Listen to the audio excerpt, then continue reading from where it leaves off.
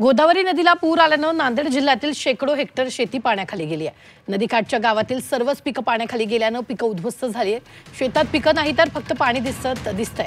उभं पीक नाहीसं झाल्यानं शेतकरी हवालदिल झाला असून तात्काळ ओला दुष्काळ जाहीर करण्याची मागणी शेतकऱ्यांनी केली आहे। तर या परिस्थितीचा आढावा घेतला आमचे प्रतिनिधी सतीश मोहिते यांनी। आपण पाहू शकतो की जिथपर्यंत आपली नजर जाईल तिथपर्यंत हे पाणीच पाणी आहे। शेकडो एकर जमीन ही पाण्याखाली गेलेली आहे। सध्या मी आहे वांगी या शिवारामध्ये। वांगी शिवारातील काही शेतकरी आहेत।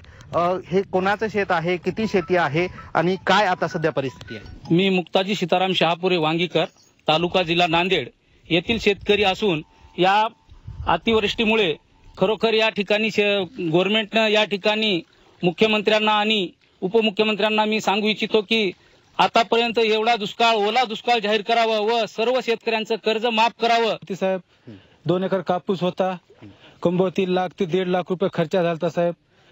पूर्ण पाण्याखाली साहेब। आणि आता फाशी काका किती वर्षानंतर अशी परिस्थिती आलेली आहे? हे गोदावरीचं पाणी इथं अशी परिस्थिती कवा चाललंय आम्हाला, कवा चाललंय। आणि आता इथूनही मोरी कवा का असं होते किंवा ना की आमचा साल असं साल लागले बघा। आमच्या पैसे काहीच राहिले नाही, चेक शेतात पैसे टाकून दिले। हे नदीचं पाणी जे आहे ते केव्हापासून आलेलं आहे, काय परिस्थिती? हे 3 दिवस झाले साहेब आज पाणी येऊन। 3 दिवस झालं पाणी येऊन आमची परिस्थिती बरीच गंभीर आहे। शेतकऱ्यांची आर्त हाक आहे की ओला दुष्काळ करावा आणि तात्काळ यांना मदत करावी। सतीश मोहिते, झी 24 तास, वांगी, नांदेड।